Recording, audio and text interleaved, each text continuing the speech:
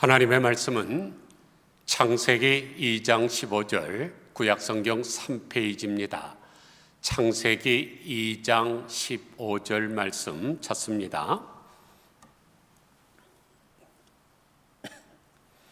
제가 봉독해 드리겠습니다.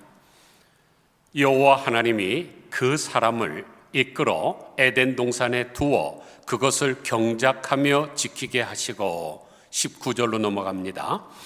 여호와 하나님이 흙으로 각종 들짐승과 공중의 각종 새를 지으시고 아담이 무엇이라고 부르나 보시려고 그것들을 그들에게로 이끌어 가시니 아담이 각 생물을 부르는 것이 곧 그 이름이 되었더라.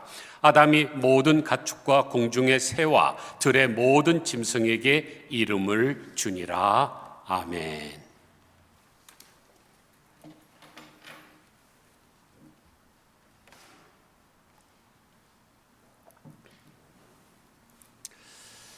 내일은 미국의 노동절입니다. 레이벌데이죠. 그래서 연방 공휴일이기 때문에 하루 쉬게 됩니다. 그런데 하루 쉬는 것보다 중요한 것은 왜 이러한 날이 생기게 되었으며 우리는 무엇을 해야 하는지 성경적으로 아는 것입니다.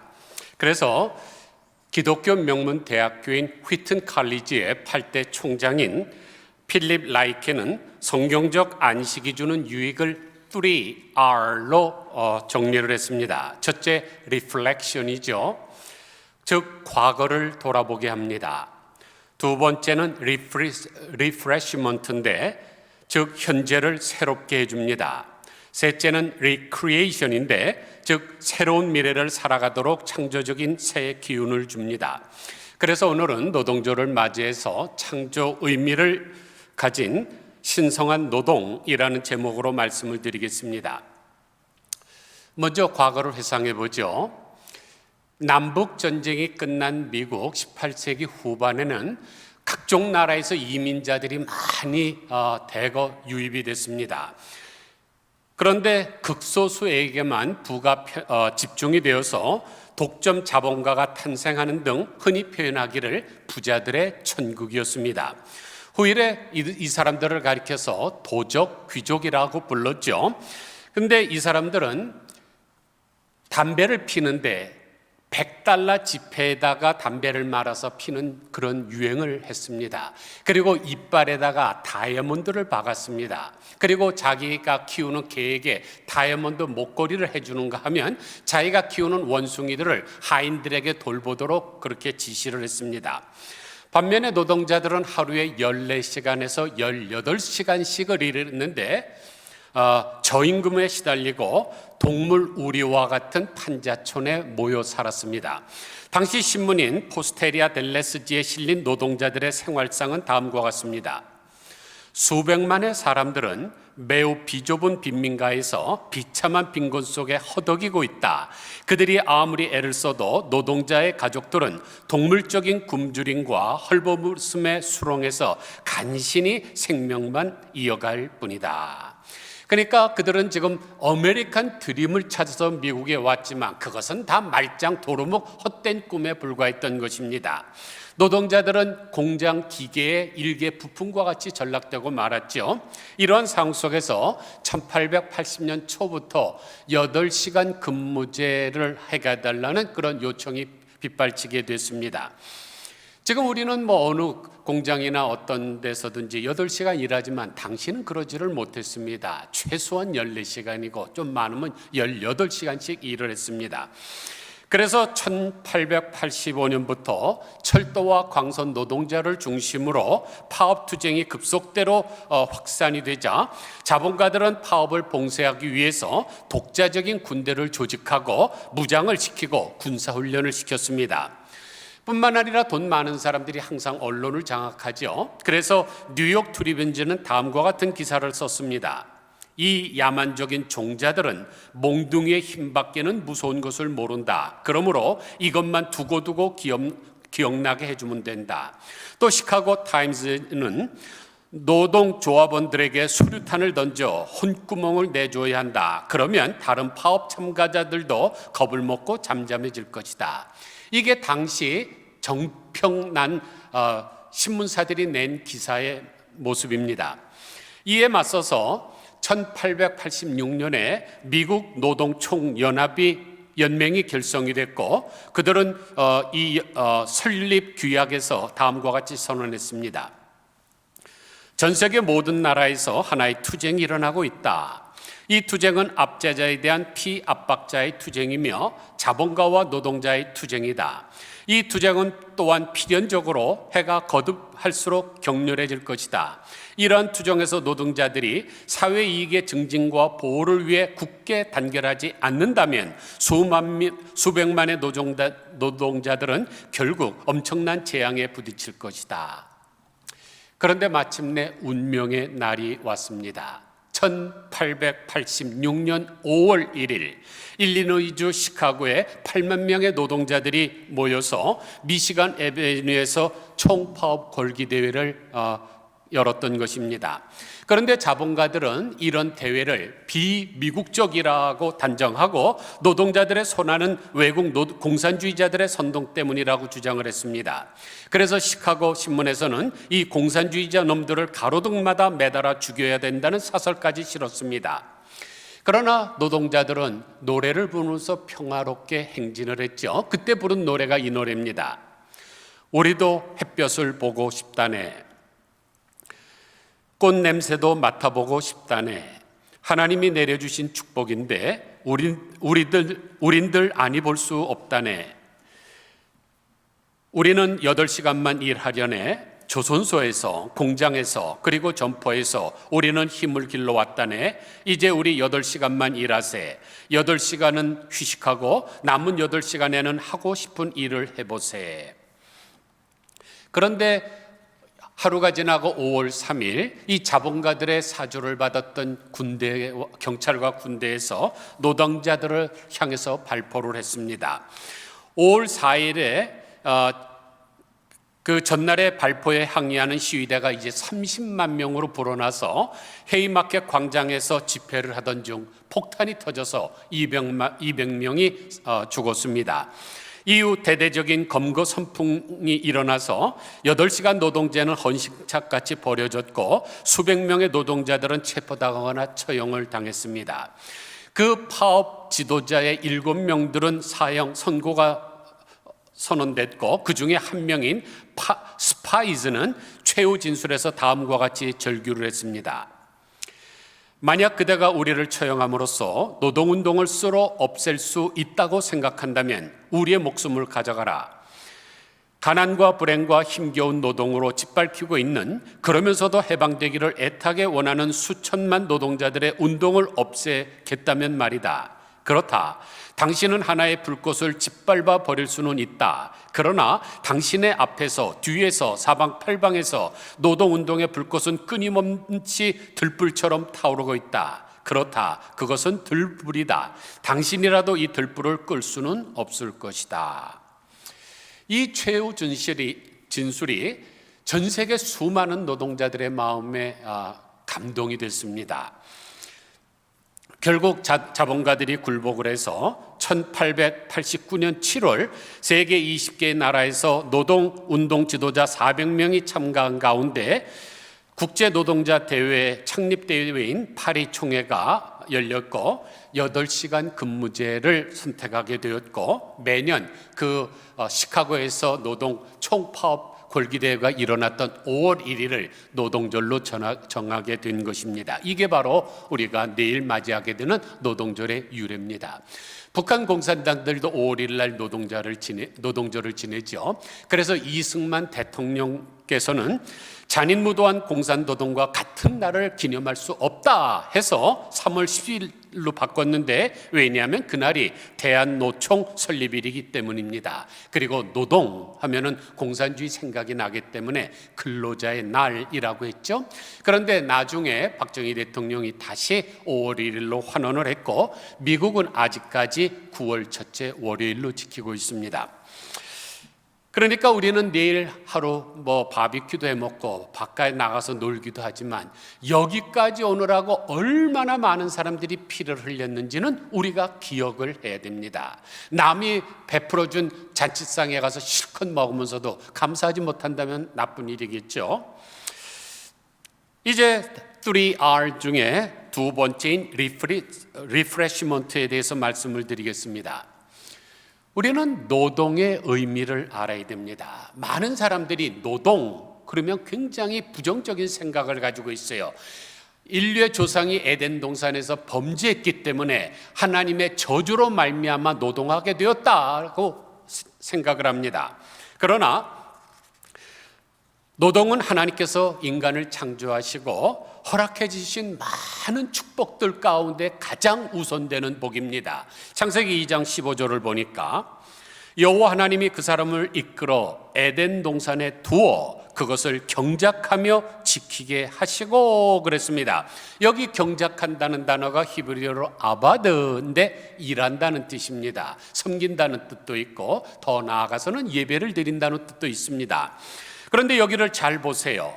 경작하는 것, 이 일하는 것, 이것이 에덴 동산에 쫓겨났을 때 주신 말씀입니까? 아니면 아직도 죄 짓지도 않고 에덴 동산에 거주할 때 주신 말씀입니까? 에덴 동산에 있을 때 그 에덴 동산을 경작하도록 하셨죠. 그러므로 노동은 저주가 아니라 태초부터 주신 축복입니다. 만약 노동이 저주라면 어떻게 되나요? 요한복음 5장 17절을 보니까 예수께서 저에게 이르시되 내 아버지께서 이제까지 일하시니 나도 일한다 하시매.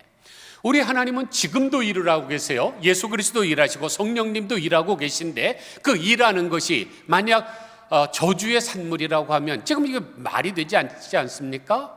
하나님은 천지를 창조하실 때부터 그게 일하시는 거예요. 역사입니다.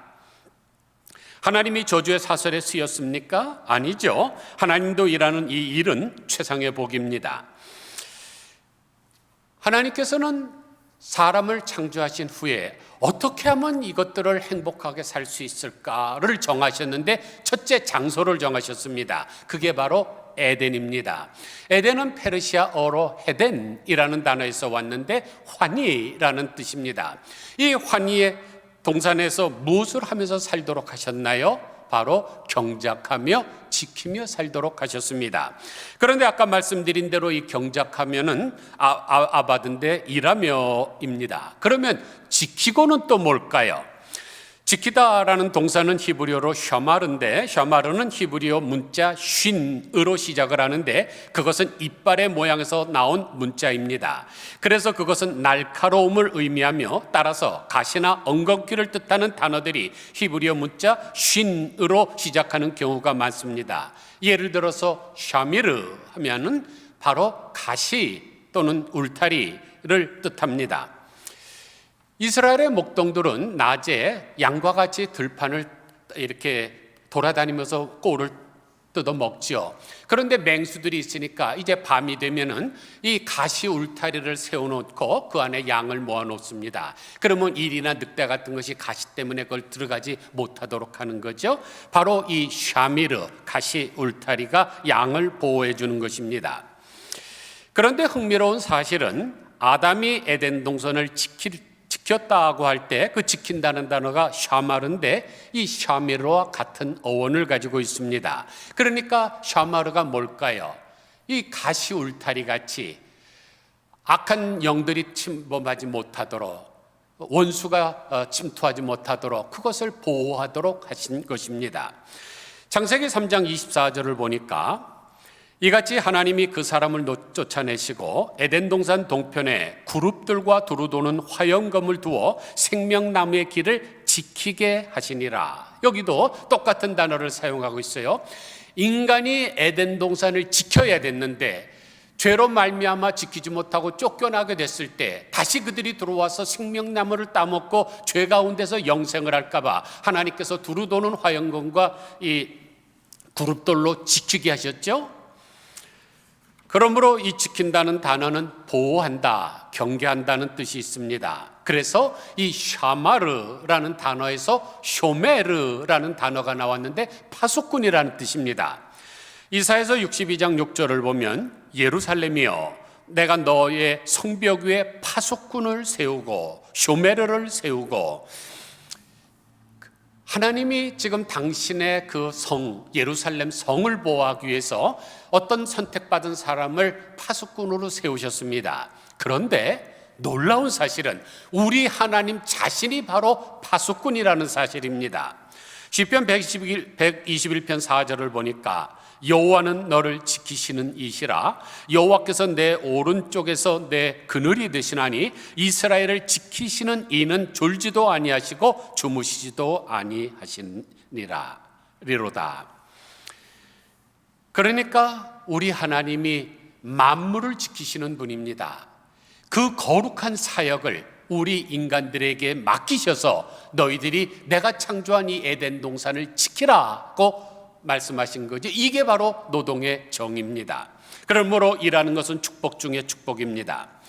잠언 4장 20절을 보면 내 아들아 내 말에 주의하며 나의 이르는 것에 내 귀를 기울이라. 그것을 내 눈에서 떠나게 말며 내 마음속에 지키라. 그것은 얻는 자에게 생명이 되며 그 온 육체의 건강이 됨이니라. 신명기 8장 1절에서는 내가 오늘날 명하는 내 모든 명령을 너는 지켜 행하라. 그리하면 너희가 살고 번성하며 여호와께서 너희의 열조에게 맹세하신 땅에 들어가서 그것을 얻으리라.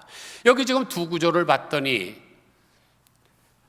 그 지키게 되면 어떻게 된다 그랬습니까? 생명이 되며 건강이 되며 살고 번성하고 약속한 땅을 얻겠다고 하십니다. 이렇게 볼 때 우리가 하나님의 계명을 지키는 것은 단순히 명령을 행한다 하는 이상의 의미를 가지고 있는 것을 알 수 있습니다. 하나님께서 당신이 창조한 아름다운 세상을 원수에게 뺏기지 않도록 늘 지키시는 것과 마찬가지로 우리에게도 그 지키는 사명을 허락하신 것입니다. 그러므로 결과적으로 경작하는 것도 일하는 것이고 지키는 것도 일하는 것입니다. 더 나아가서 아담이 모든 동물들과 이 생물들에게 이름을 줬는데 그것도 노동이죠. 얼마나 많았겠습니까? 지금 과학자들의 의견에 따르면은 1년에 멸종하는 것이 수십만 종의 생물들이 사라지고 있는데 하나님께서 처음에 창조하셨을 때 이 세상에 얼마나 많은 생명체들이 있겠었어요. 그것을 아담이 하나하나 다 이름을 정하는 것, 이것도 엄청난 신성한 노동입니다. 그래서 신명기 12장 7절을 보면 거기 곧 너희의 하나님 여호와 앞에서 먹고 너희의 하나님 여호와께서 너희의 손으로 수고한 일에 복 주심으로 말미암아 너희와 너희 가족이 즐거워할지니라. 이 말씀은 지금 가나안 입성 바로 전에 하신 말씀인데 가나안이 뭡니까? 에덴 동산을 상징하고 더 나아가서 천국의 예표죠. 그래서 우리가 요단강 건너가 가나안 땅에 들어가게 됐는데 우리가 죽을 때 요단강 건너가 그러지 않습니까? 그러니까 이 가나안 땅은 에덴 동산이요 더 나아가서 천국의 모습입니다. 그런데 이스라엘 백성들이 가나안 땅에 들어가서 손으로 수고하면 복을 주시고 이로 말미암아 너희가 기뻐하고 행복해질 것이라 그랬습니다. 그러므로 이 환희의 동산인 에덴에 가서도 가만히 있는 게 아니죠. 그냥 멍하니 불멍 때리고 있는 것이 즐거움이 아닙니다. 손으로 수고한 대로 하나님께서 거기에 대해서 기쁨과 행복을 주시겠다고 하신 것입니다. 그런데 우리 주변에는 일하기 싫어하는 사람들이 많죠. 성경에서 일하기 싫은 자는 먹지도 말라 그랬는데 돈을 좀 벌기 시작하면 그 다음엔 또 일하기 싫어합니다. 자기의 쾌락을 쫓아서 여기저기 방황을 하죠. 결국 자신도 망하고 다른 사람들에게도 폐를 끼치는 존재가 됩니다. 그래서 죄로 인하여 그 가치가 전도되어 노동은 창조의 수단이 되는 동시에 수고가 되는 양면성을 갖게 되었습니다. 그래서 노동을 통해서 창조적인 일을 하고자 하는 사람들도 수고를 피할 수 없게 되었죠. 여러분이 경험하실 거예요. 여러분이 지금 무슨 일을 하든지 어떤 일을 하게 되면 막 기쁨이 샘솟습니다. 그런데 동시에 스트레스가 옵니다. 옛날에 에덴 동산에선 그렇지 않았어요. 기쁨과 행복만이 왔습니다. 그런데 죄가 관영하고 나서 그것을 인간이 얻게 된 후에는 아직도 하나님이 남겨두신 이 창조의 즐거움이 있긴 하지만은 이 죄로 인해서 이 괴로움이 오게 됩니다. 그럼 우리가 해야 될 것이 뭘까요? 이 창조의 즐거움은 증폭시키고 이 스트레스는 감소시키면 되지 않겠습니까?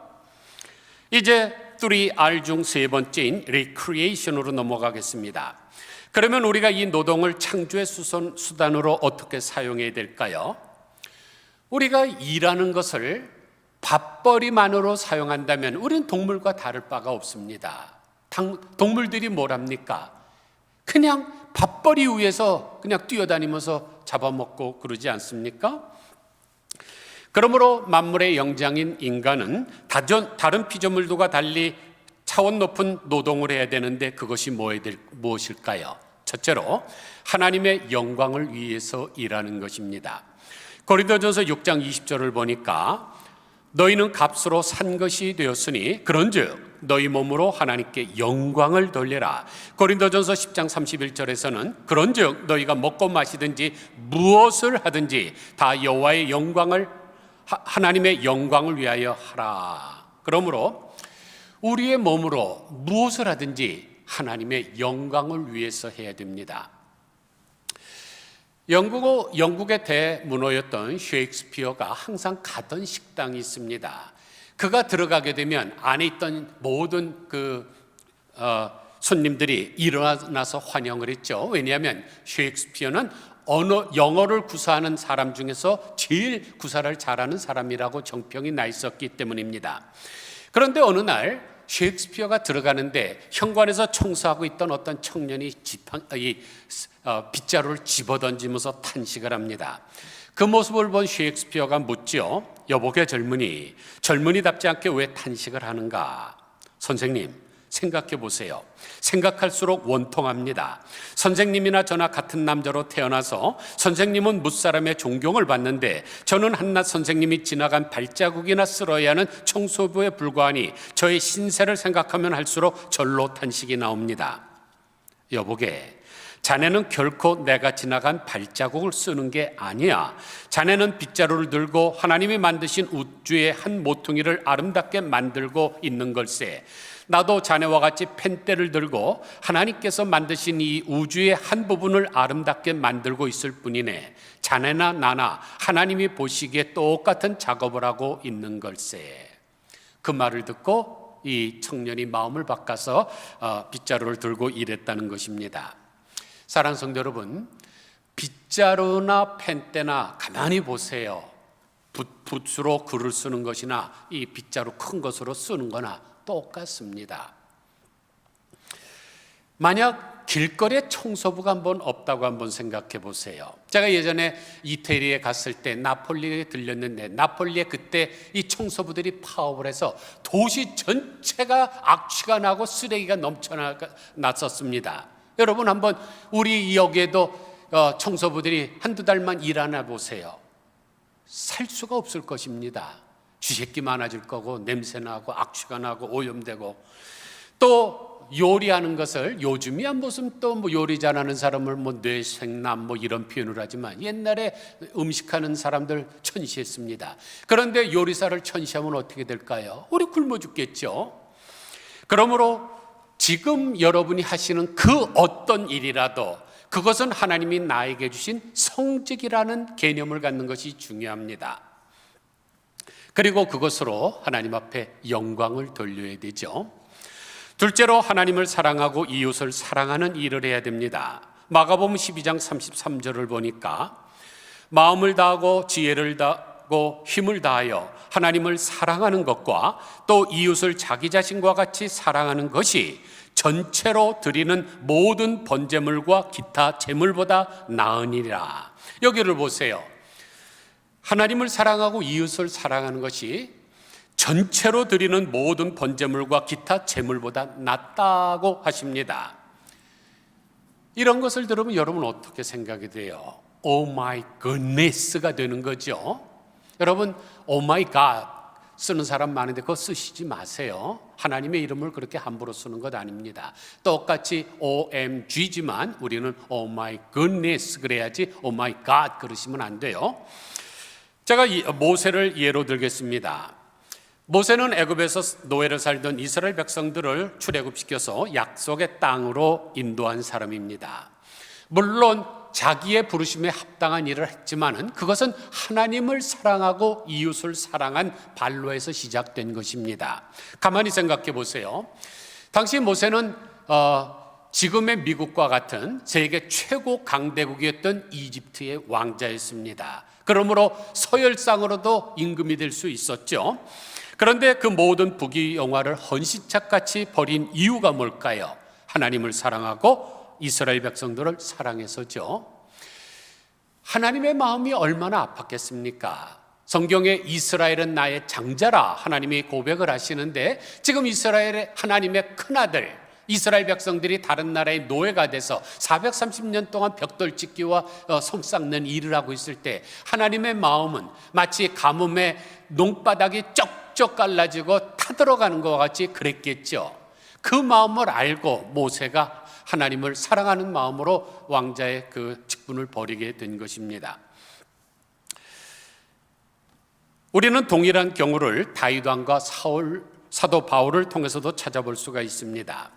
다윗은 이스라엘의 왕으로서 부르심을 받아 평생 왕으로서 합당한 일을 하면서 살았지만 그가 행한 일의 결과는 하나님을 사랑하고 이웃을 사랑하는 일이었습니다. 그래서 자기가 그 많은 전투를 통해서 얻었던 모든 전리품을 하나님의 성전 건축하는 일에 다 바치지 않았습니까? 사도 바울도 이방인에게 복음을 전하는 사도로 부르심을 받아 사도로서의 합당한 일을 했지만 그 일도 결국 하나님을 사랑하고 이웃을 사랑하는 일이었습니다. 그러므로 이분들의 예는 부르심을 따라 각 사람이 행하는 일은 다를 수 있지만 그 일을 통해서 이루어야 되는 것은 목적은 하나라는 것입니다. 하나님을 사랑하고 이웃을 사랑하는 것. 이렇게 사는 것이 바로 노동의 가치를 회복한 믿음의 사람들이 사는 일이고 또한 먼저 그의 나라와 그의 의를 구하는 삶입니다. 셋째로 우리는 창조의 의미를 부여하면서 일해야 됩니다. 여러분, 어떤 일이 가장 하기 싫은 일이십니까? 어떤 일이 가장 지겹습니까? 웨스턴 구가 있는 코리아타운 플라자에 가면 지하 주차장이 있습니다. 거기에 우리가 들어가면서 표를 뽑고 가서 일 보고 나가서 표를 줍니다. 그러면 그 사람 그 표 받고 문 열어주고 문 닫고 다음 차 표 받고 문 열어주고 문 닫고 전 하루에 그거 2,000불 줘도 못할 것 같아요. 의미 없이 반복되는 일, 이것만큼 사람을 지치게 만드는 것이 없습니다. 영혼까지 지치게 만들죠. 능률도 오르지 않습니다. 그러므로 우리는 늘 새로운 마음으로 할 수 있는 일을 찾아야 됩니다. 여러분이 어떤 일을 직업을 찾을 때 늘 새로운 마음으로 할 수 있는 것, 예술 같은 거 좋죠. 그림 그리는 것, 또 음악으로 어떤 아름다운 노래를 만드는 것, 이런 늘 새롭지 않습니까? 그리고 만약 지금 내가 하는 일을 한다 할지라도 새로운 부가가치를 부여해서 항상 창조적인 마인드를 가져야 됩니다. 사실 새로운 것을 창조해 나가는 작업은 항상 의미심장하고 설레이고 가슴을 벅차게 만듭니다. 제가 이 시간 엘리자벳 노벨이 쓴 A Little, 조금이라는 시를 소개해 드립니다. 설탕을 조금 가지고도 음식 맛이 달게 되네. 비누를 조금 가지고도 내 몸이 깨끗이 되네. 조금의 햇볕으로도 새싹이 자라네. 조금 남은 몽땅 연필로 책 한 권을 다 쓰네. 조금 남은 양초, 하늘하늘 춤추는 별빛, 아무리 작더라도 불빛은 귀하지. 작은 것의 창조적인 가치를 예찬하는 시입니다. 아무리 작은 것도 우리가 창조적으로 잘 활용하기만 하면 큰 가능성이 있다는 것입니다. 제가 실례를 들죠. 미국의 베리 마르타라고 하는 교육가가 있었습니다. 이 여자는 굉장히 가난한 여자죠. 그런데 이 여자의 마음에는 한 가지 소원이 있었습니다. 자기처럼 가난해서 공부하지 못한 사람들에게 학교를 하나 만들어서 교육 기회를 주는 것이 평생의 소원이었습니다. 그러나 아무것도 가지지 않는 상태에서 학교를 세운다는 것은 헛된 꿈인 것 같이 보였습니다. 그런데 하루는 기도하는 중에 좋은 아이디어가 떠올랐죠. 그래서 당시 미국에서 가장 부자였다고 하는 헨리 포드, 지금 우리가 타고 다니는 포드 자동차를 설립한 그분을 찾아가서 자기의 꿈 이야기를 합니다. 내가 나와 같이 공부하지 못한 사람들을 위해서 학교를 건설해서 학교를 운영해 걸나가는데 좀 기부 좀 해 주십시오. 그랬더니 헨리 포드가 동전 하나를 던져줬습니다. 그러니까 모욕적으로 거절한 것이죠. 쓸데없는 소리 하지 말라 하는 것이었습니다. 그런데 벨이 마르다는 화내지 않고 그 동전을 주워다가 자기 마당에다가 씨를 한 봉지를 싸서 심었습니다. 그것이 자라갖고 낮이 씨를 맺을 때까지 얼마나 많은 시간이 걸렸겠습니까? 그런데 그것을 수확을 해서 그 다음에는 또 더 많은 그 씨를 뿌렸더니 그것이 늘어나고 늘어났습니다. 그래서 그것을 모아갖고 조그만 학교 한 동을 짓게 됐는데 바로 화면에 나오는 이 학교입니다. 한 동을 세운 다음에 그녀는 다시 헨리 포드를 찾아갔습니다. 그리고는 이렇게 부탁하죠. 사장님께서 직접 오셔서 몇 해 전에 주셨던 동전 하나로 이룬 성과를 둘러봐 주십시오.